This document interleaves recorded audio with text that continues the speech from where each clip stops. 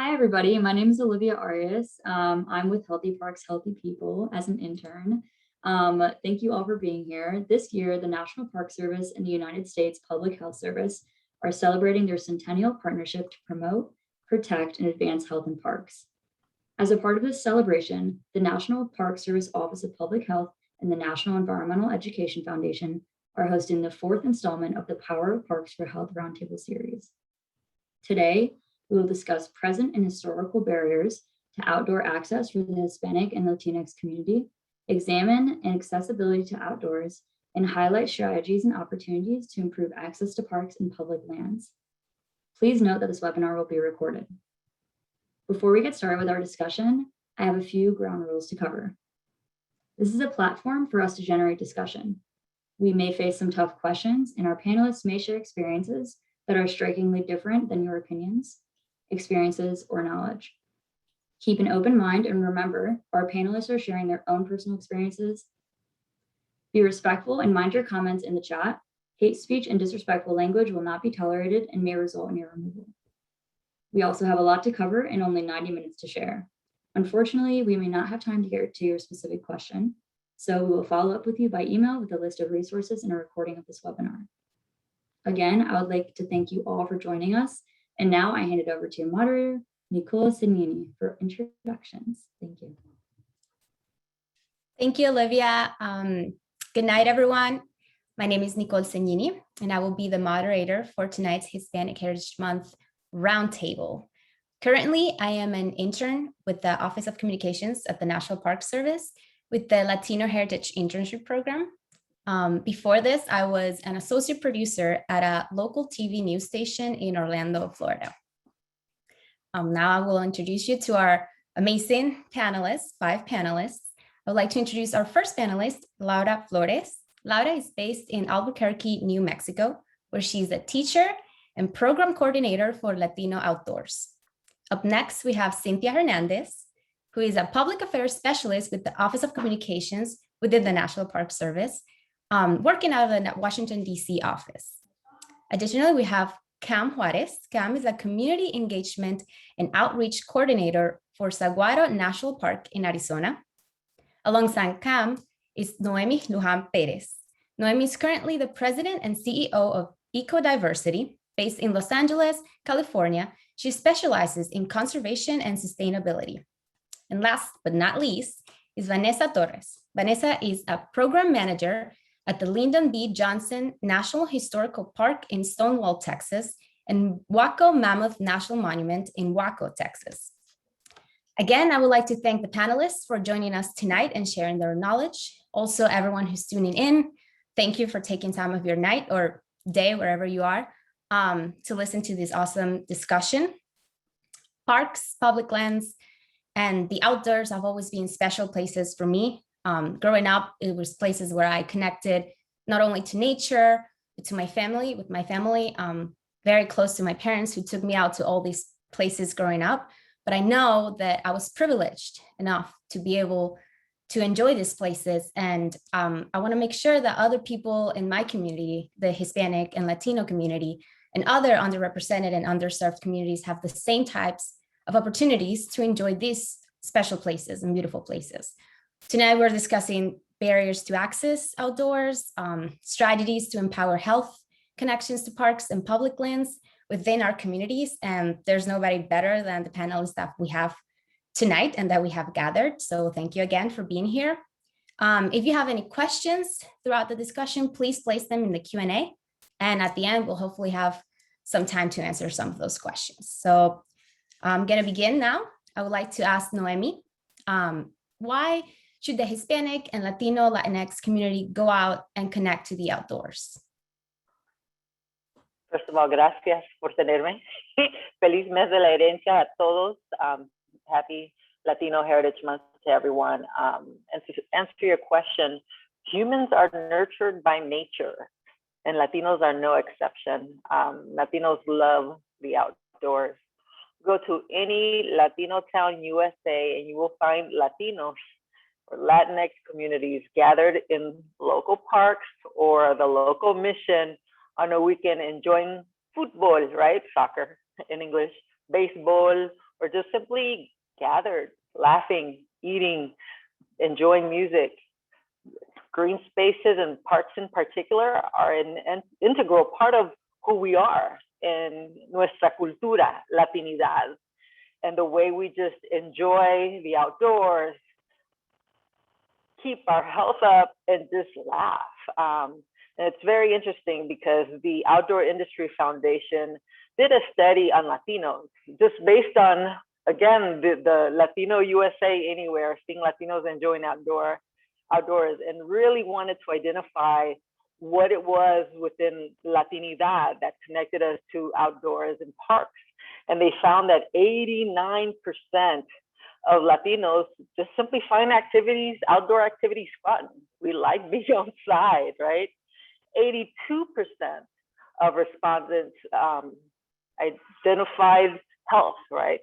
They believe outdoor activities are healthy. It's just a healthy part of what we do, whether it's parks or green spaces, right? And I always get a personal kick when I'm driving around the city and I pass by a local park and I see Latinas, mujeres, young and old, right? And they're just walking around the park or using the free activity, the free gadgets. Parks for us are about our health. The other important element, it's something that the American Psychological Association talks about, it's the cognitive benefits of green spaces and parks. Bottom line, parks and green spaces are good for our mental health. They help us recalibrate. There is an environmental psychological benefit for people, humans, Latinos, being in the outdoors, smelling fresh trees and green grass, right? And just simply enjoying the sun, air. It helps us, it helps our mental health. And I will share, I know all of the panelists in some shape or form. One of the aha moments that the industry side of the equation had was when First Lady Obama, if you all remember, First Lady Obama launched her Let's Move initiative. And the Department of Interior moved on it and sort of replicated that, mirrored it, and did the Let's Move outside. On the industry side, the industries tapped into it, right? All right, it was an opportunity for industries and the federal agencies to reach out to Latino organizations and say, hey, we want to connect you to parks, it's healthy. LULAC, as an example, and it's one of the partnerships that I was a part in helping to develop with the Department of Interior and U.S. Fish and Wildlife Service. It was a no-brainer. They understood that. It was about health. Oh yeah, Latinos like to be at the park. Yeah, we're down. It's just a natural part of what it is that we do. On the weekends, for family gatherings, para fiestas, right? Bautizos, different things, parties that we host, we tend to host them at parks. It's a natural thing. Let me add this piece too. During that time period of the Let's Move Outside movement, if you will, the National Park Service and the National Park Foundation jumped in to champion Latinos, right? And connecting Latinos to parks. And really, Latino heritage sites. Oftentimes, our Latino communities don't know that part of the national park system includes Latino heritage sites, right? Of course, the park rangers and Latino outdoors leaders that are on the panel know this. That's why they're so important to connecting Latinos to the outdoors, right? They have that experience that help us as Latinos understand why our history is connected to national parks, or in some cases, local urban parks, right? I'll share. If any of you are from Texas, Los Angeles here, but San Antonio, Texas has the San Antonio Mission National Historic Park, right? It's a UNESCO site, but it's in the city. Those are parks, if you will, that have been active every Sunday for the past almost 400 years. The churches, the parks, the green space, it is just part of what local San Antonians do, right? So it's part of our culture. It's part of how we interact with each other. It's part of us laughing. It's part of us recalibrating ourselves psychologically, mentally, and it's part of our physical health. So, you know, whether you're in San Antonio, I know Vanessa Torres was at La Placita Alvera for a while, right? Because I think that the National Park Service has an office there. La Placita Alvera has a mission, and it's a historic monument. That's another thing. Many of us don't realize that many of the historic monuments or missions in and around us are connected to parks. So we're visiting these parks, we're connecting to nature, not realizing the historic and heritage component associated with that. But bottom line, they're good for us. They're part of our culture. Look at our art. Look at our practices at home. We're very much in tune with nature. We're very much in tune with green space in our traditions, right, on animals that oftentimes are connected to indigenous roots. And our respective indigenous roots, it's interlaced in the stories we tell our youngins and the next generation. So what more can we say? We have the Outdoor Industry Association already backing what we do. We have the Psychological Association saying, yeah, it's good for you, right? We know the physical component. The last piece is us saying, yes, that's absolutely right. We know this, we do this. And it is incredibly important in our everyday lives, our weekend lives, and in urban planning. The last piece I'll say is this. Parks and green space are an important component to urban planning, right? Which is why often in cities, when cities are being built, when schools are being built, it is important to have a green space near those surroundings. Same reason, mental health, physical health is just part of the human element of who we are. So nature nurtures us. And what more can we add, right? Connect to parks, visit Vanessa, visit CAM, and thank all of the organizations for the work they do. They're helping that health component. So let's help health advocacy organizations, Latino advocacy organization connect their dots on the health and outdoor recreation piece and why they should support the work that these wonderful people do. Thank you, Noemi. That was great. And what all you said, I mean, you can go to any park here in Florida and you will see us in the parks at the beach or anywhere. I'm actually going to Jupiter in a few days with a group of family and friends to just enjoy the outdoors. And you also talked about practices at home. I know that you talk a lot about sustainability and everything. I think a lot of our culture is rooted in sustainability and conservation. We care, I feel like we are recycling since we are born. We don't even know that we are drinking from things that are recycled, and el trapo to clean the floors are, you know, my shirts from growing up.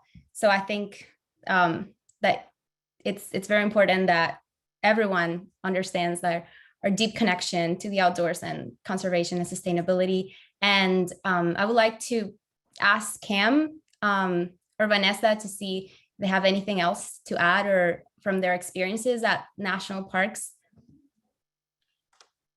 Vanessa, you want to go, or can I throw one in there? I would say that one of the things when we talk about the benefits of engaging outdoors, of our comunidades being out, I mean, because Noemi's right on point, right? I mean, we recreate outdoors, but we just recreate differently. We don't put a label on it. We're just out there, you know, for pa bajar unas libras, as they say sometimes, right? But sometimes, you know, you got people that, like myself, that I'm a heart patient and a diabetic, and if I don't move, I don't feel good. And so I think it's part of the overall health component, the mental health piece, obviously. But I think one of the things that oftentimes isn't talked about as being a benefit of engaging outdoors, especially when you do it with young kids, is that we're immediately introducing things that kids can grow up to want to do or be. So if we're exposing them to the sciences, to the STEM fields or the STEAM fields, if you add the A, you're exposing them to to professionals that are doing this work, whether they're biologists, archaeologists, entomologists, all the ologists, right? If you're introducing to them early on enough, then the kids, if they have a positive enough experience and regular experience with these folks, then they want to be that. And anytime we go out and engage kids in the public at schools or at an event, you know, and they put in and we take off our flat hats and the kids put on a flat hat and the mom takes a picture of them.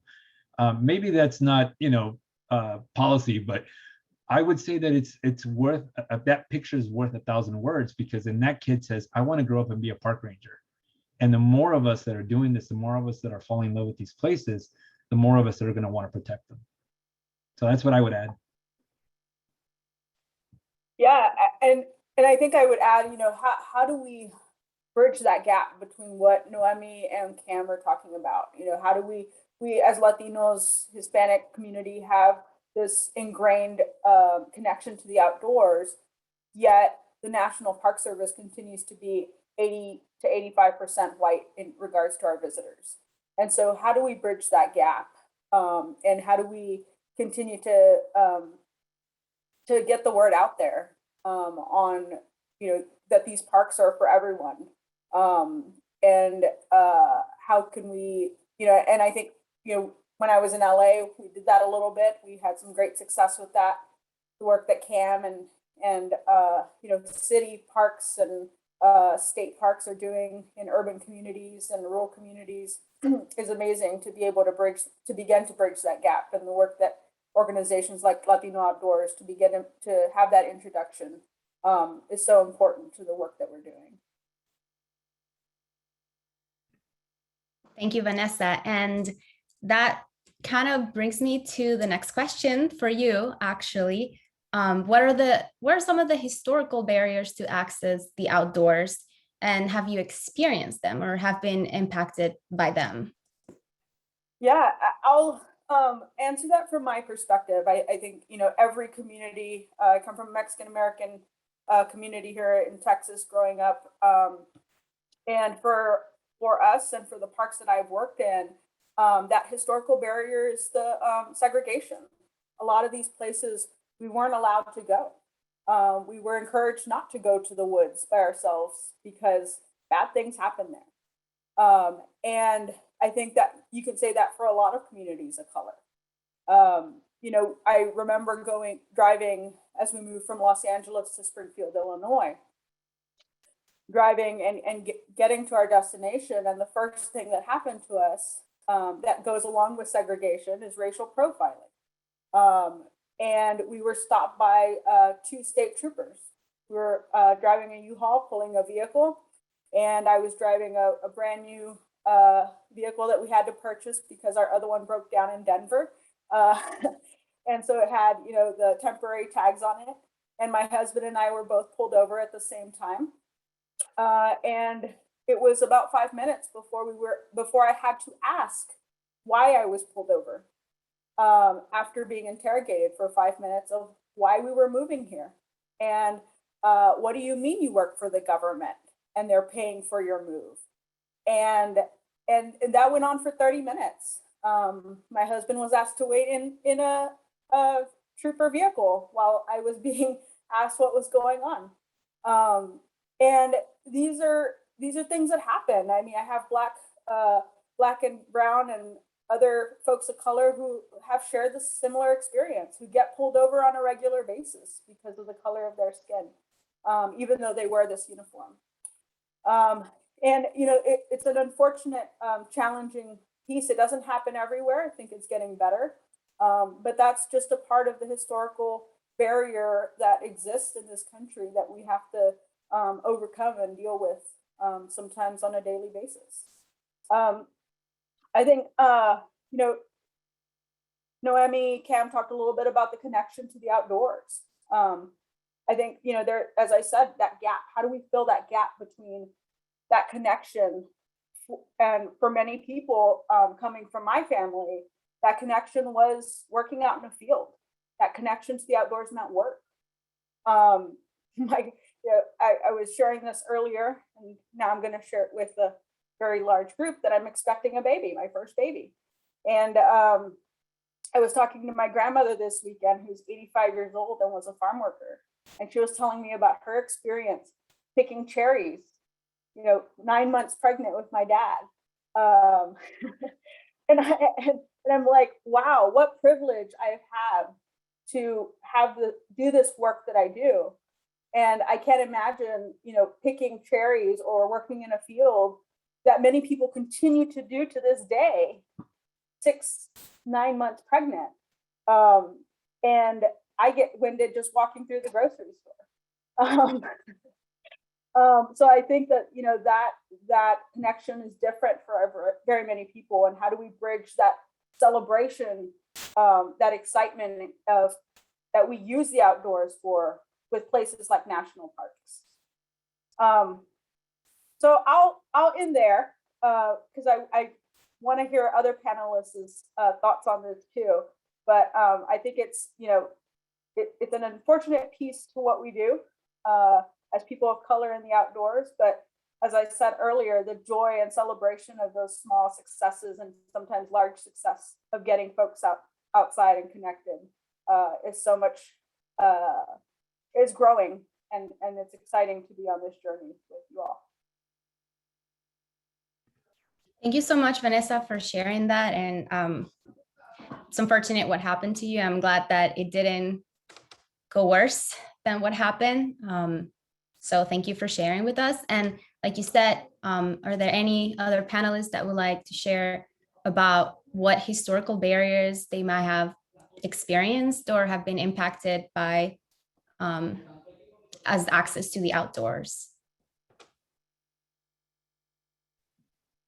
Nicole, I would just like to add that national parks were desegregated in 1945, which wasn't really that long ago, right? About 76 years ago. So when we think about that, we're kind of playing the catch-up game, right? Catching up on getting outside, catching up on learning to ski, camping, hunting. I mean, it's in our blood. We know how to do these things, but we weren't welcome in these spaces.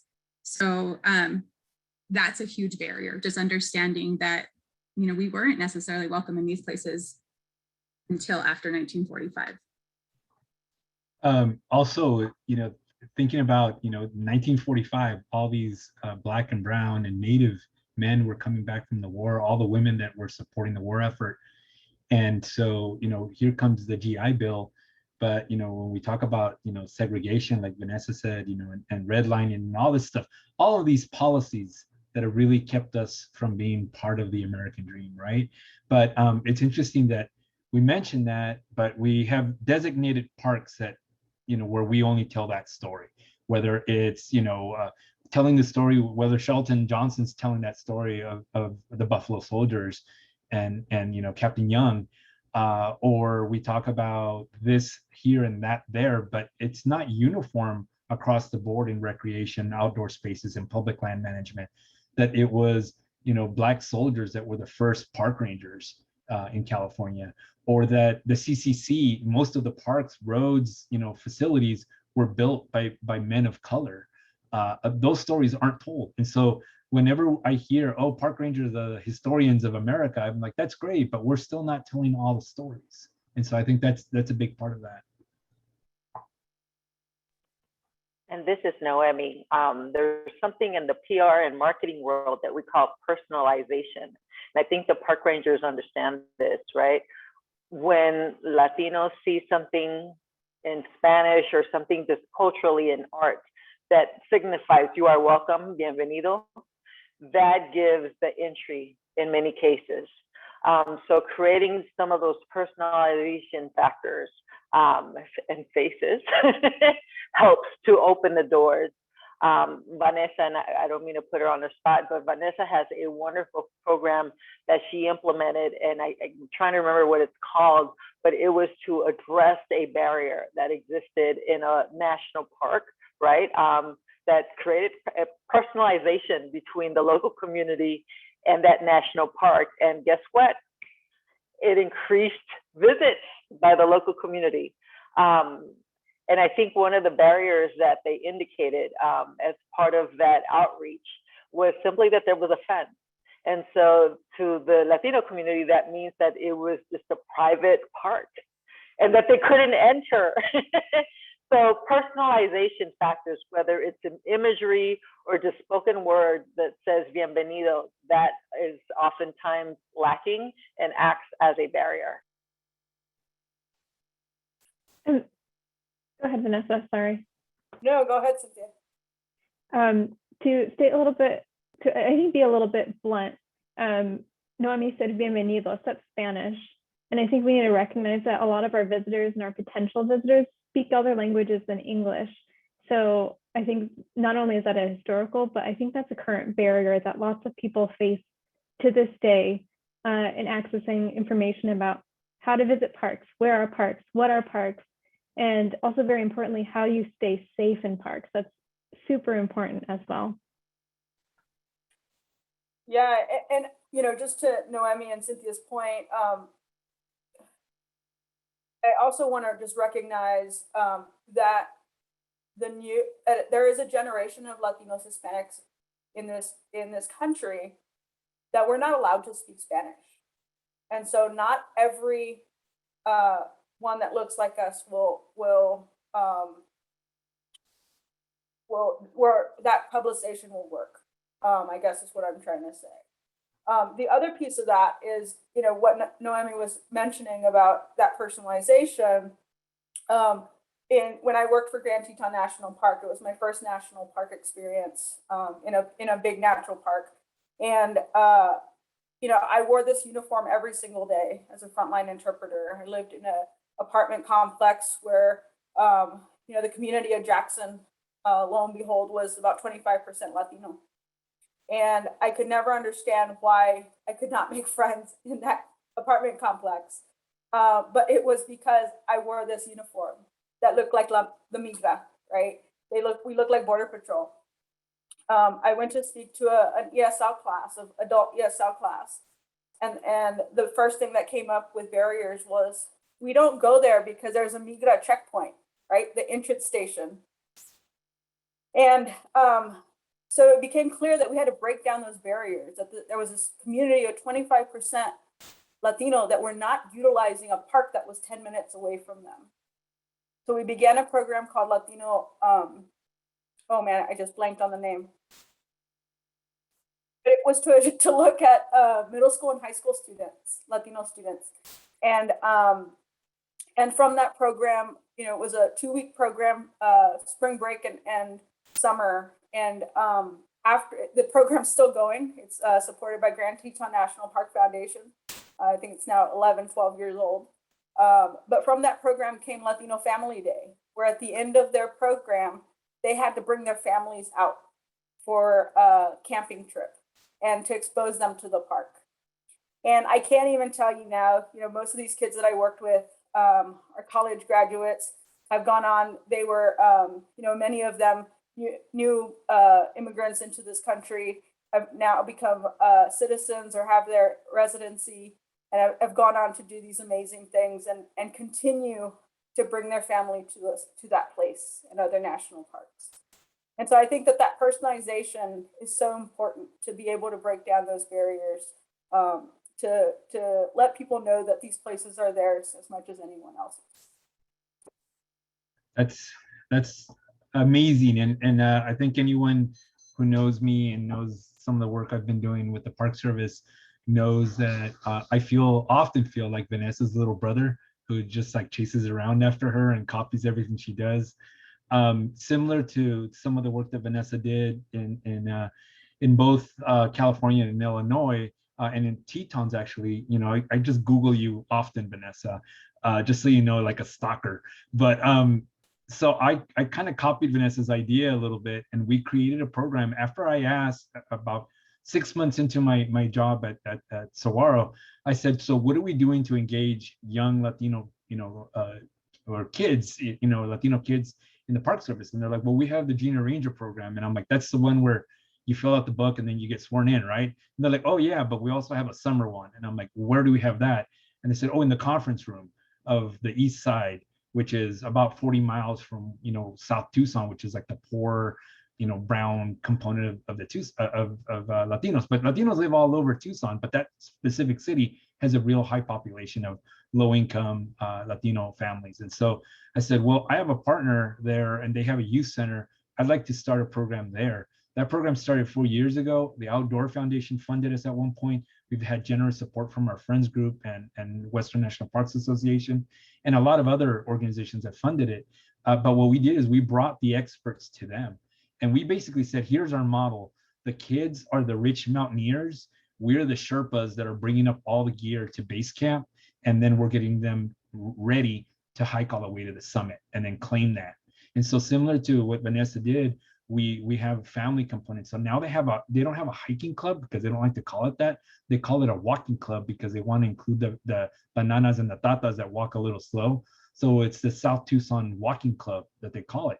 We've only had a couple of events with them, but the idea is that every year they come up with a different initiative that the kids do on their own, and we help facilitate. So they've planted trees, they've planted pollinator gardens, and now they have this walking club. So I mean, like Vanessa, I copied her other idea, and her La Troca is now La Tortuga at Tucson. In Tucson at Saguaro, we now have the mobile visitor center that we're finally getting wrapped with art that's inclusive. But we're going to put La Tortuga on it because we want folks, like Noemi was saying, to be able to say, oh, wow, look at that. But, people that speak English can also say, oh, it's La Tortuga, so it's common here, right, in the desert. But like I said, if you want to do anything right, just copy Vanessa and you'll be fine. I mean, seriously. This is a Vanessa fan club, I see. Cam, I love what you were saying, and you're actually sort of answering my question that I had for you. But we talked about certain current barriers that our community is facing, like language or border checkpoints, like someone said in the chat. What are other current barriers that limit connections for Hispanic and Latinx communities in the outdoors today? Okay. Well, I mean, my predecessor, S.T. Rivera Murdoch, she did a lot of research here around that. And there's been a lot of really solid studies that I was reviewing as part of forming our 5-year or long-range strategic plan. And my supervisor, Andy Fisher, I mean, who is a great mentor, and she's really just has taught me, because when I got to the park, I was incredibly critical of all parks, including Saguaro. I said, you guys aren't doing enough.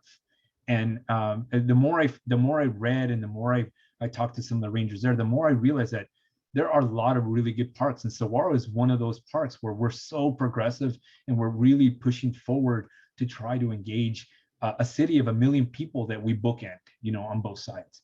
Our visitation was between 2% and 3%, and the population in Tucson, the metro area, is about 45%. And so how is it that we're an urban park, and we've got 2 districts, and so we fit in as a cultural park, but we also fit in as a natural park, and we're not attracting those people. We don't have a checkpoint here, and so that's not one of the reasons why people aren't coming. But as we've been talking with folks, the mission that I was given was, as you go out into the community, and I spend about 80% of my time as a park ranger out in the community. It's been lowered significantly because of COVID. But this weekend, for example, we're going to the Tucson Meet Yourself event. And that is an event that is designed to engage cultures of all backgrounds, right? So as we're going out there, we're asking the question, because before, a lot of times we just had stickers and pencils on a table and people would grab them and walk away, right? Sometimes we talk to them, sometimes they get questions, but now I insist with my team that they make an effort to spend at least 5 minutes with every person that they make contact with. And, we grew from year to year how many people we were making direct contact with, right? And so I think the barrier still exists, and that's language. But I think one of the biggest barriers that we've faced, and this isn't a criticism, this is just an observation. And really, when you try to solve or find a solution to something, you have to critically analyze the solution. And so I'm incredibly proud to be a park ranger. And it's challenging because, like Vanessa, I've got some real personal stories that talk about why, things were resistant. My dad was deported and taken, by force from our home by people in uniform. So when I put on this uniform, those dualities come into play. When I go into schools or a location, I have a hard, fast rule that I go in a polo shirt with an emblem. I wear the arrowhead, and then when they're familiar and comfortable with me, and it's really easy to identify me, then I wear the uniform. Or I'll show a picture of me in a slide or something, and people are like, "Wow, do you work for the Border Patrol?" Or I've been asked if I'm a security guard, quite frankly, by people, and I'm like, "No, so, when kids ask me, "Are you a cop?" I said, "I'm a nature cop." I try to protect the trees and the animals there. But Esty really solidified her research, and she came up with 5 things. And those 5 things, if I can just bring up a note that I put on here, as the revelations and the outcomes that she came from the study that she did, there was a few things. Actually, there were 6 things that came up. It was make it a more welcoming space, and that includes having stuff in Spanish. That includes having a lot of different things there, right? Even mobility issues, having paths so people can walk, not just wheelchair folks, but folks in andaderas, right? In walkers or with canes. So you have the multi-generational attraction. And then relevant content and staff that that represents them. Representation matters, right? So having interns and having uniformed folks. So that means that we also don't just focus on recruiting Latinos, Latinx, Hispanics, whatever terminology you want to use, but we also have to focus heavily on retaining that staff. Because like in the science fields or the tech fields, people of color, women especially, tend to not stay in the field for very long because they just feel unwelcome. They don't feel at home in those fields. So a lot of research says, that sometimes they leave the field. And so I think retention is incredibly important. And I know that Saguaro does a really good, solid job of ensuring that. And I'm really proud of that. Bringing people to the park, obviously, but bringing people to the park is a secondary goal. The first goal is getting people aware of the park and aware of climate change, aware of how all of this stuff is affecting them directly. And then I would say just making sure that we increase awareness. Our first 2 years, we just spent going out to every possible event that we could. And we had a rule. We said no events, where alcohol is, flowing. We want to go to family functions and stuff like that. And then the last big thing that SC's research revealed was the primary thing that people wanted was hire someone from the community to help with engagement. And 6 months later, former Superintendent Darla Seidels and Andy Fisher are like, "Hey, do you want to come work at Saguaro National Park?" After we were on a panel together, just like this one. And so I think it's important to identify people, and you use the model, the community organizing model or social worker model of ABCD, asset-based community development, and you find those people in those community, and you empower them, and you say, "Hey, will you like to be part of an advisory team, or would you like to be a volunteer?" Or because we as uniform NPSers often transfer to other parks, and we'll leave that, and so whatever work we built up goes with us. And so what we want to do is we want to make sure that we identify people in the community, so the work that we've done stays in the community and people continue to go. So if I go, Vanessa goes, anyone else, right? Cynthia goes somewhere else, then we want to make sure that there's an infrastructure there. So we've got the castle, that sand castle that in the sky. We just got to build the foundation under it, as Thoreau like to say. So one of the things that I tell my team when I train them is I talk about this quote, because as I said before, the issue is institutional resistance. There's folks, whenever we post stuff on social media and it's got a Latino theme or something, we immediately get haters, right? Talking about anti-immigrant stuff and whatnot, anti-woman, or stop being so, politically correct and stuff like that. We get haters everywhere, and we have our fair share here. But what I tell my team, and I tell our leadership team, is this really cool quote from a book that I read when I was in college, and the book is The Way of the Peaceful Warrior. And one of the characters, who's a mechanic, is basically giving advice to this guy who's really down on himself, and he says, "Look, the secret to change is to focus all of your energy not on fighting the old or the established, but on building the new." So there's room here, you know, as my mom liked to tell the señoras in the neighborhood when my sister started bringing white boyfriends that turned into white husbands into white fathers, into family. She said, you know, mind your own business. But, you know, they're like, what are you going to do? You know, my mom very clearly said to them, I'm going to buy a bigger kitchen table. And that was it. We need to make more room so that there's more voices and more ideas and more perspectives, as opposed to, no, this is the way we've always done it. That's ridiculous. That's not innovation. That's not change. That's not evolution. And so what we have to do is we have to build on top of what's already been there. It's 100 years, 100+ years of the national parks and about, you know, this work with you know, the health department, with the public health folks, right? So it's this, we have to focus on building upon that foundation, as opposed to saying, well, we're just going to build our own. You know, we have to find ways to connect with those families, because it's not just about assimilation, it's also about acculturation. It's about acculturating them to us and us to them. So I went for a long time there, so I'm gonna let my dog out before he has an accident in the kitchen. Thanks, Cam. That was great. I don't know if anyone else would like to talk about current barriers that maybe you faced or that you know exist for the Latino community outdoors. Yeah, I just want to touch on one that I saw in the comments. I can't remember who it was. I gave them a shout out earlier. It was Nina. Nina mentioned, you know, barrier of transportation and a barrier of a financial barrier or cost barrier. And I think those two are very real barriers, you know, especially in urban communities. When I worked in Santa Monica Mountains in Los Angeles, you know, I ran our downtown LA office, and one of the barriers was transportation. Many folks had never left their community in LA to go to the beach, which was only 15 miles away or half an hour away. And so we really worked to bridge that gap, and, you know, we paid for bus transportation, and we worked with a partner there to say, hey, every, you know, Saturday of this month on this date, you're gonna, or whatever, you're gonna go, we're gonna provide a bus, and we want, you know, whoever wants to come to show up, bring your lunch, bring whatever you want, and we're gonna take you, and we'll provide a ranger to guide your experience if that's what you prefer, or you can, you know, you have this time limitation and you can go on your own.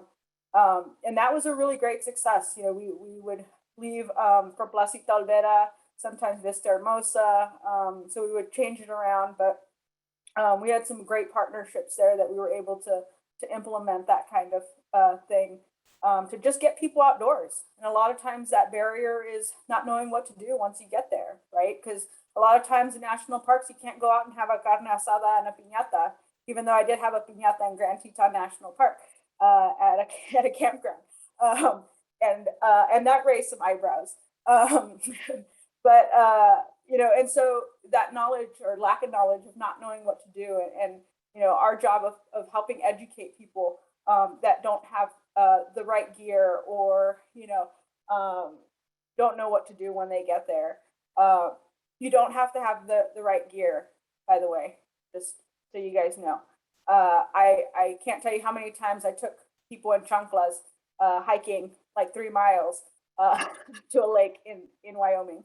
And then the barrier of cost. Yeah, this is one that I sometimes play devil's advocate on, because I think poverty is very real. And however, poverty knows no color. You have white folks in Appalachia who are poor, who can't have this experience of going out into national parks, just as you have people of color who are poor. You know, acknowledging that people of color tend to have higher poverty levels. However, you know, the communities that I'm from, we can't tell you how much my mother pushed for me to have a quinceañera and spent thousands of dollars and saved up that money to make sure that I had that experience. Can't tell you how much they saved, and, you know, had to make decisions between putting food on the table and paying the bills. However, we always had you close every school year. And so I think, you know, yes, poverty and cost is an issue. However, we tend to prioritize other things sometimes than the experience itself. And so, you know, I encourage, when you come across that cost barrier, to ask, how many people do I know who have been to Disneyland or Disney World, but have never visited a national park that's an hour away? And so, and how do we bridge that gap and show value to these places that are ours?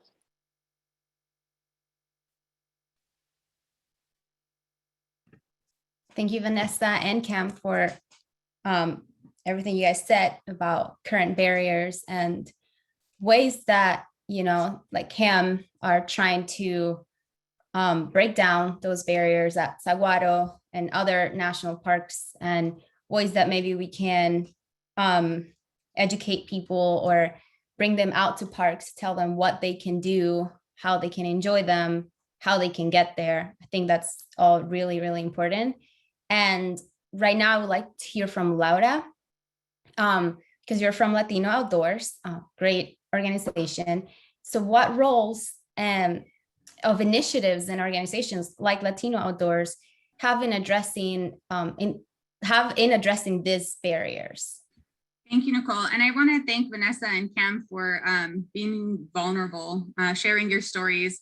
I think that it's important that we hear these stories and know that these things are still going on, right? I mean, that's another way to just make sure that people are aware of what's happening, and we need to make those situations stop, so that way we can feel comfortable going into these public parks. But yes, I thank you, Nicole. I am a program coordinator at Latino Outdoors. It is a national organization. We have about 26 chapters nationwide, and it's an incredible organization. Right now, Albuquerque has 4 volunteers. Like Nina was saying, there is a huge barrier, cost barrier, transportation barrier. But what we have is Latino Outdoors says, you know what, we're gonna eliminate that. I'm going to make sure that you have transportation. I'm going to make sure that you have food for the disco, right? So everybody can come together after the hike and have a good little meal. I'm going to make sure that people have water bottles. Whatever we need is provided, so that way the community can be there and engage.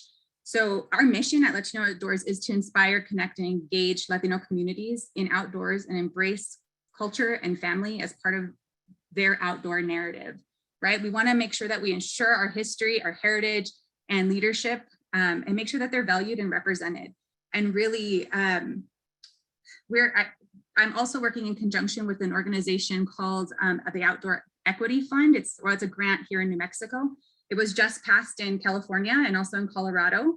The Outdoor Equity Fund provides, this last year I received $15,000 to go on kayaking, hiking, rafting. We can go ropes course, you know, just making sure that we're getting our community outside. And a lot of it is making sure that we're inviting, like Cam said, we're inviting the grandparents, we're inviting the parents, we're inviting, you know, the kids, because who's going to continue to take them, right? We want the parents to get involved and really make sure that they understand why this is so important for their mental health, for their physical health, and continue doing it. I do also want to add that the Outdoor Equity Fund, as like I mentioned, is hitting New Mexico, California, and Colorado, but we're pushing for a national fund called the Outdoor Future. It's the Outdoor Future Initiative, and it would create that equity fund in every single state. So providing that monies for every single state, so kids of underserved populations can get out and really enjoy these experiences. I do want to speak a little bit about what we've done. Yeah, like I said, we've taken kids outside, but we've reached out to park rangers, we've reached out to officials, because I do want my kids to see people in the uniform, right? I want them to realize these are people who are helping. They're not people that need to be feared. And so I think that that's important. And then also just all of our volunteers, we have people who have big curly hair, you know, we have people of all different shades and colors, right? I know, there we go, Noemi, right? We have our curls going, all shapes and colors, but they all just represent the Latino community. And I think that's what's bringing them together. We've had 9 events since February, and we've had over 180 participants already. Fishing events, just bringing everybody in. And so I know that, again, cost is huge, transportation is huge, but if we can look into these grants and start talking to our representatives, hopefully then, we can actually get money to even peeps without hair. Absolutely can, even peeps without hair. The goal is, though, to filter that money and to have legislation say, it is important. It is important to get our youth in these public parks and outside.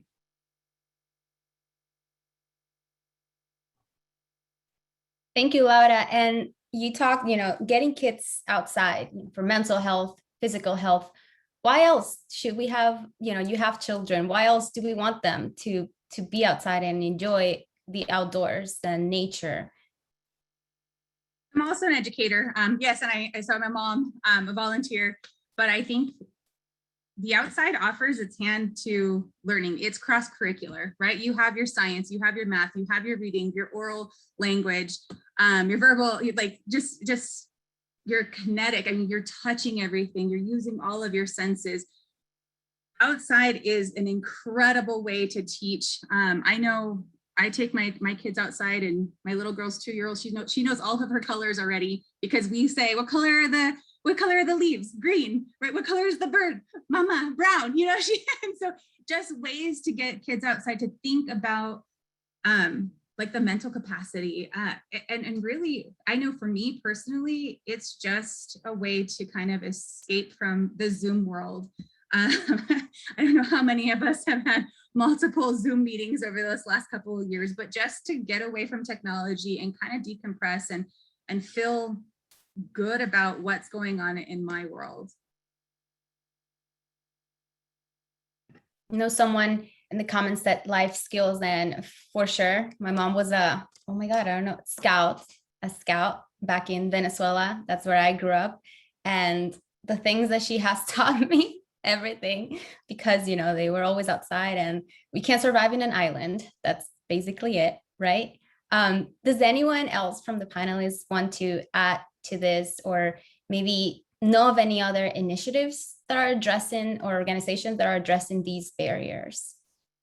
If I can add real quick, I mean, Laura, I think you mentioned you had children, and Vanessa, you're about to get into that, right? So I think I'll be vulnerable again. My 12-year-old who wants to be a entomologist / mechanical engineer / biologist / park ranger when he grows up, like a lot of kids, was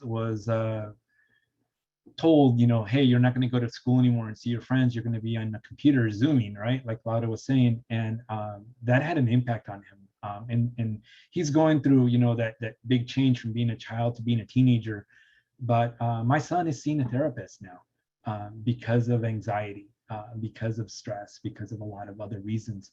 But mental health, public health, I just put it in the notes there that there is a lot of lack of equity in accessing the outdoors for folks, whether it's money, whether it's a fear of the unknown, or not understanding the rules, or not knowing what to do when you get there, or not being able to do what you do in a national park, what you do in a municipal park, even including having a Bud Light, in one of those koozies or whatever they're called. So I think it's important, again, to consider that there is some acculturation that needs to happen, and so part of that is using the technology, and I meant to say this earlier, the technology to give folks the information ahead of time. We're a big fan of know before you go videos, and we're producing those in English and in Spanish. But we have an influx of refugees coming in right now, whether they're from Afghanistan or from Central or South America, or even from the Caribbean. We're looking to provide ways to do this. So we're partnering with a lot of different folks in town, from the refugee center to the University of Arizona. We work in close partnership with the public health college at the University of Arizona, and so they provide me volunteers and interns. In fact, most of my team this weekend will be students that are doing 15 hours of extra credit by working for us for 1 or 2 days. But really, the other thing is your partners. I mean, Friends of Saguaro National Park have just been I mean, they fund me at about 85 to 90% of what I do. And so if it weren't for our friends group, shout out to Fred and all the folks on the board and all the folks that donate, we wouldn't be able to do what we do. And our park leadership believes in what we're doing. So there's another group of people that need to jump on board and continue to support, right? But also, our cooperative agreements that we have with different organizations. But there comes a times when you find partners that you don't expect. And one of those partners that I came across was Corazon Latino. And they're based out of Virginia, the DC area. And Felipe and his team, Leon, I think, is on the call today. I think those folks have just said, look, tell us where you need support and we'll try to be supportive there. And so oftentimes there's all this red tape that we have to address around, donations and stuff. So sometimes you have a partner that can take that donation and you don't have to. It's just a means to an end. So it's about being creative, but also walking that ethical line, right? We have rules and regulations and we have to adhere by them as much as possible all the time. But I think it's just getting creative thinking. In my office, the whole thing looks like a crazy math professor office because I've got whiteboards everywhere and it's all about scribbling down ideas and cooperatively coming up with ways to address things. Right now, of course, we're dealing with COVID. COVID has a huge impact on how we connect with people, but the outdoor spaces, they are the spaces where we can allow for the mental health piece to be addressed, the obesity, the diabetes, the health, the heart disease, all of the stuff that comes from some of the traditional or non-traditional foods that we eat. But it's about finding different angles, and so the angle that we use primarily is public health. We use that a lot because outdoor recreation, one of the first answers that we get is, ay, mijito, no tengo dinero para eso. Like Vanessa said, but you got money for the used Escalade, you got money for all the pulseras, and your son's driving a brand new, exactly, your son's driving a brand new Mustang. How did that happen? So it's really about just getting them to understand that we have to reprioritize some of those things, and your health is the only thing you can't buy.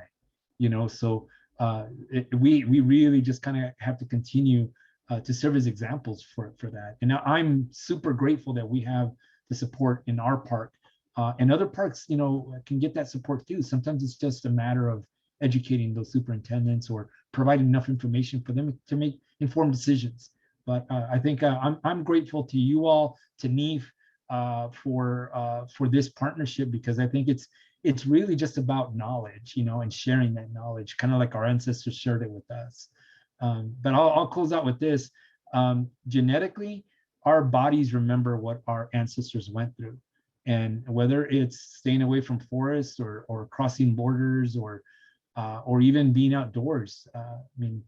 I am an environmentalist because herbicides impacted my mom when she was pregnant, and I was born with a pretty bad physical disability and a heart condition. And I grew up with a lot of problems and a lot of people making me feel inferior. But when you are empowered by people that care and love for you, then you get away from all that and you just become a loudmouth, like we are. So I just want to say thank you guys for the opportunity to do this. I'm going to kind of keep quiet for the rest of the thing unless you guys ask me a question. Nicole, may I add just a little bit more?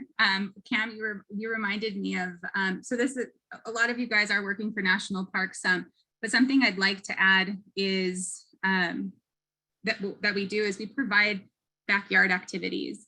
We provide walking around your neighborhood activities, going to the local park, something that maybe national parks might look at, or we start off small. And even if you don't have a backyard, looking out your window, you have a window garden, observing birds, right? We want kids to be curious about nature and then grow gradually, making their way into those national parks. So keeping that in mind too, that the destination, it doesn't always have to be about a destination. The outdoors could be just stepping outside or even staying inside and looking out your window. But I did want to add one story because you said something about food, Cam, and I remember growing up, and this was a memory that I just absolutely loved, is we didn't have a very big backyard and growing up, and my dad, we had maybe like a little 5x5 garden in the backyard. And that was the family time. That was the time that we were learning about all of the vegetables growing. I was learning about the bugs that were growing. We'd stay outside until it was dark, and he would tell me about the constellations. And there was 7 of us. So it was my dad and my time, right? Like that was the time that him and I super connected, and I loved it so much. And then once it was time to harvest our little bountiful vegetables, we would take it inside, and my mom made this beautiful feast, right? And so thinking about that too is how can we connect in smaller spaces? How can we connect in bigger spaces? Thinking about it's all very important and all very connected. Thank you, Laura. I think we all have at least that one story that sometimes we remember outside in our backyards or connecting with our dads or moms. And I know I have some of them. And thank you, Cam, for everything you do and for what you're saying. You guys all shared really important points. And I'm going to take Laura and what you were saying, kind of ask Cynthia, how do you connect, Cynthia? How do you personally connect to parks? So I grew up in the Southwest in Tucson, actually, where Cam currently is. And I went to the University of Arizona, and, growing up there in that city, in the Sonoran Desert, the outdoors were everywhere. They were so accessible. What is the outdoors? It was just such an open-ended question. You could walk hop in the car and drive in any direction for 15, 20, 30 minutes and end up in a beautiful spot. And it was such a joy to be able to be in that city and learn about the outdoors. I studied environmental sciences. So I learned ecology. I learned, about the diverse desert landscape, soils. I learned about soils. I just, kind of crazy to think about sometimes, that I took several classes about soils. It just gave me all the tools that I needed to just walk down the street and, not even in the outdoors, just any street in Tucson and oh, I know what that succulent is, that specific type of cacti, or oh, there goes this specific type of a lizard, and it's doing this posturing stance to intimidate other lizards. So I come from a place of wonder of the outdoors, in that they're just so complex and beautiful and varied. And I'm just talking about the Sonoran Desert. That's one type of area in the entire country. And national parks, we have 423 national parks across the country. So for me, I love walking. I'm more of the, let's take a short, easy, gentle, 1 2 hour hike. And it was a picnic, scenic drive back. And, that's kind of what I do to enjoy outdoor areas, and also learning about the history of the parks. And I think that there's a common misconception about parks and national parks and the outdoors in general, that they are for a specific type of person, that white, upper middle class, super experienced hiker, tons of super expensive, gear, and the fancy new hiking boots. And that's not the case. We definitely have those kinds of visitors. That's, definitely a portion of the people that come to national parks and outdoor spaces in general. But I want to emphasize that there are plenty of experiences for people of every background, experience level, ability level, and interest. You have to find what is, within your experience level, within your interests, and there's a place in national parks for you to do that. And it may be closer than you have even realized, 423 national parks, but some people only think of the 60 something really big ones, the Zions, Grand Canyons, which are great, I admit, but you have to look further. And what else was I gonna say? Okay, me today, Part of what inspires me from growing up in the Southwest and appreciating and learning about the environment, and also recreating in a certain specific way, as you know, me, Cynthia, on the weekend. I feel super fortunate to be in this position, working at the national level of the National Park Service, to build communications and reach out to people who are just like me, not those, you know, white upper middle class, heavily geared, super experienced backpackers, climbers. You know, there's a space for all of us in national parks. And I think that's what gives me the passion to do what I do, to be that representation, to emphasize that our current park visitors and our potential park visitors need to see themselves represented, and especially people of color, because our national parks, all 423 of them, really are open to all. And I think I'll end it there. And I know that we're probably running a little close to time, so thank you. Oh, I have one more thing. I'm sorry. Another thing that I would just want to shout out, Nicola Sidney, our amazing moderator. I have been working with her for several months, and I just want to give her a shout out. It's Hispanic Heritage Month, clearly, and I had the privilege of working with Nicole to research, draft, write, create, and develop the National Park Service's press release about Hispanic Heritage Month. We've done, social media posts, parks have done press releases before, but our specific office at the national level has never, to my knowledge, done a press release about Hispanic Heritage Month. And that press release, Nicole and I laid out 10 different ways that you can commemorate Hispanic Heritage Month in national parks.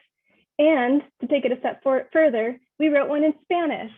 So we can put those links in the chat. And I just want to thank Nicole for all that she does, and all the passion and drive and perspective that she brings in National Park Service. You really are an asset to us all. Thank you. Oh my God, thank you, Cynthia, for the shout out. Now I'm like, oh yeah, thank you. No, but thank you for the shout out, but also for what you were saying. Wonderful things that you said, the wonders of the outdoors. I also love walking. It's a little too hot in Florida sometimes. The beach is great though, and the parks, love the Everglades. They're literally my backyard. I always send pictures to everyone. There's like snakes and gators at my pool sometimes, my parents' pool.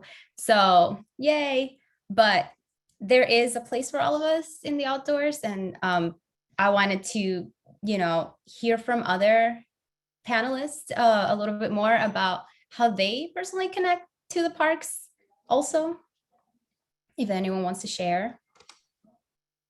Yeah, I'll share, my connection to the outdoors is really through gardening. To Laura's point, that was something that we could do with my family. My dad was into hunting and gardening and all that kind of stuff. And so I have very fond memories of fishing, of hunting, of going, like Cynthia was saying, walking down the street and identifying like plants and insects and things. And to this day, my mom still yells at me because I pick up things and either eat them or, if there's a little animal, like I think when I went to New Mexico, Lada, we were just in New Mexico on vacation. I found a baby horny toad, and I like picked it up and and I sent the photo to my mom, and she's like, "You're pregnant, stop touching things."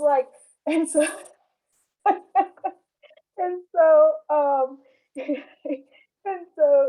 just things like that I have this curiosity and love for nature from that aspect, and just being able to connect that with my job, and now being a supervisor and kind of overseeing a division where I don't get to have that daily interaction with visitors or with kids anymore, but encouraging my staff to be curious and to build those connections with folks, and that's really special. And so for me, gardening, being outside in the garden is a way for me to step away from my computer and just have my space by myself. And then fishing.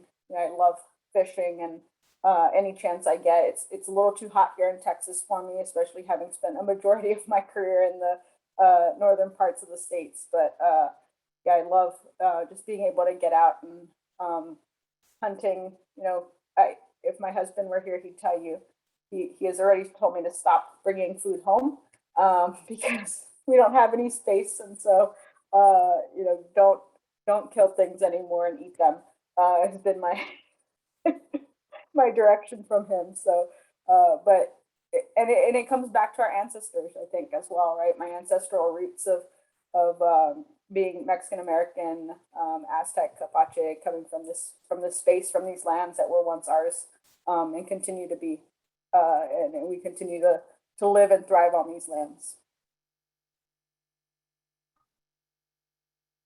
Love your stories, Vanessa. I'm just gonna copy them all. Whatever Vanessa said, that's what I do. I like gardening, fishing, and all that other good stuff.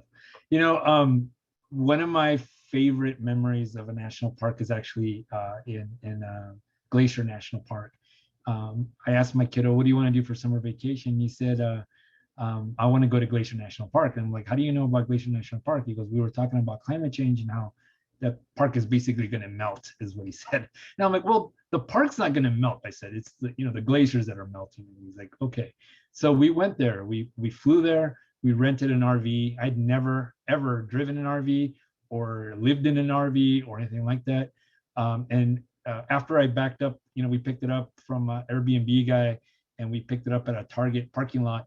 And after I backed up into one of those cart, you know, collectors, then I was like, okay, I need to slow down. It's not my Subaru. I got to slow it. And so once we were on, you know, driving around St. Mary's Lake, and we met my wife's family there, and we camped there for a week. I was all in, man. I was all in, you know, and I wear the labels, but I talk about it. My social media is all about posting about this stuff. And so I think that's how I like to engage in nature, is I like to document it, and I like to share it with people and friends and family, and recognize that I don't like going into nature by myself. I don't like going just with our family. I'm always saying, you know, my wife says, "Let's go here." I'm like, "Okay, we'll invite so-and-so and so-and-so." I like going in big groups. And that is what some of these solitary hikers don't always understand when they talk about, like, why do these groups have to be so big? In the Q&A, I saw that there was a question about a path that you know, folks were kind of clashing with. And that's unfortunate, because that's going to continue to happen because of the dynamics of the politics in our country. They're so divided and this and that, right? And it's over silliness. I mean, even this COVID thing, right? But I think the any opportunity that we have to use nature to facilitate dialogue is a good place, you know, and have good memories about that place. It's like, oh, this is where I stopped hating my neighbor, you know. and I think I'll never forget Glacier National Park. You know, I'll never forget that my kiddo hiked all the way to Glacier because I promised him a pocket knife if he hiked up and down without whining. But I also, it was a place where my wife and my wife's family and I shared a great experience. And we still have a picture of the lake, you know, on a refrigerator. And at the bottom, it says "to be continued." Right? It's just an ongoing promise to ourselves that we are going to continue to go to national parks around this country and get more and more familiar with them. And so, like Vanessa, someday I'll travel all over the country and work in different parks. But I just think that any opportunity that we can get to reprioritize our funds, you know, our limited funds, I think we should try to do that, and we should try to get others to do it as well, because it's not about stuff, it's about experiences. And these places, man, they're amazing experiences.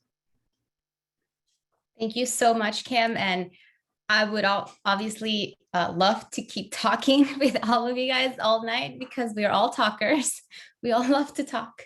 But unfortunately, you know, time is coming up. So I just want to say thanks to all of you guys, Kim, Noemi, Vanessa, Laura, and Cynthia, for your time and input. I appreciated this dynamic and very important discussion that we had today. And everyone in the chat, thank you for, you know, your comments and your suggestions and everything. This has been wonderful. So I would like to thank the audience as well. And now I'm just going to pass it to Olivia for some closing remarks. So thank you, everyone. Sorry, the lighting's a little weird. It got dark over where I am at. I just wanted to thank all the panelists and thank you, Nicole, for being the moderator. You guys all had incredible insight. I think there was a lot of vulnerability shared tonight that is really powerful and important. It creates a really good atmosphere for conversation. I think it was great that we mentioned those historical barriers to access and some of the things and ways that organizations and areas like the Smithsonian are, actively addressing these areas to, bring Latinx communities in to feel comfortable and welcome in these spaces that maybe they haven't before. I would like to open up the discussion a little bit further. We have about 14 minutes left. To the audience, if there's any questions, there has been some Q&A discussion. So I have a question here that I would like to ask off the bat. Let's see here, bring it up for you guys. I know that Cam mentioned it a little bit, but I thought I would just, speak it out loud to see if there would be any other discussion.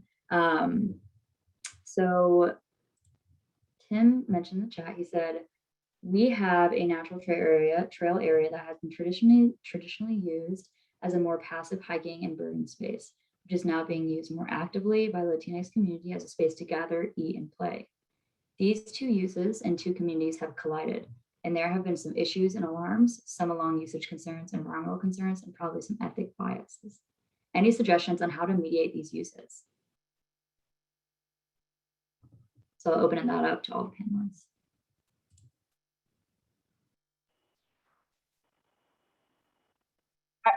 I was somewhat distracted because one of my former interns just reached out. So, but I think it starts with that community engagement, building that connection to the community from an asset standpoint, as Cam was saying. I think also, Cam mentioned us liking to go in groups, and we tend to recreate differently. And one of the things that I've from early in my career, and my husband's also in the environmental field and connecting folks to the outdoors. And one of the questions we always bring up and ask ourselves is, who are we to say how someone recreates outside? And that's a hard one for me. That duality of, yes, I agree with that, but I also wear this uniform where we have policies and regulations that tell us how we should act, quote unquote, in the outdoors. And so I don't have an answer for you. I think it was Tim that asked that question on how we combat that, but I think, asking ourselves that question of like, who are we as an authority figure, if that's your role, to tell someone how they can or cannot recreate outdoors. And that outdoors could be a city park, it could be a national park. Yeah, I'll leave that there. This is Noemi. That reminds me of a situation a few years ago in California, and I think it was a bird reserve, a wildlife reserve, where there was a complaint made about an African-American family that was barbecuing at the site, and it ended up being a PR crisis management issue, right? That the state had to manage. And it is about that issue that Vanessa and the person that asked the question pointed out. People recreate differently, right? Different communities recreate differently. The other piece is this. Many of our communities, and I'm referring to African American and Latinx communities, see green spaces as green spaces. We may not necessarily know that it is a wildlife preserve, right? Or a designated park for sensitive fauna. So part of the onus, if there is sensitive nature or sensitivity around the type of green space it is, type of the onus lies on that green space of the park, right? So the park rangers or the liaison, if you will, to educate. And sometimes you just need to let people recreate the way they recreate and just manage that as you go along, educate, right? Sometimes the more resistance we face, our communities face, the harsher we will be in pushing back. We're going to recreate like this. So bottom line, it's about communication and communicating, and having people like yourselves be sensitive and aware of how to help those green spaces, whatever they are, be better at engaging with their visitors. Thank you so much. Are there any other comments from the panelists? If not, I have another question that can be the last. What roles do stereotypes play when we're talking about Latinx communities accessing the outdoors and feeling comfortable in those spaces? I love that Vanessa mentioned that she's seen people, hiking in huarachis. I thought, when I thought of that, I thought of all of my tios in Mexico that still have those huarachis that are made out of tires at the bottom. So it's just like, if you've got, the Tarahumara Indians run barefoot, and they run long distances. So I think oftentimes, including folks that I work with, say, you got to make sure that you schedule these events on Sundays after church. And I'm like, I think that's great.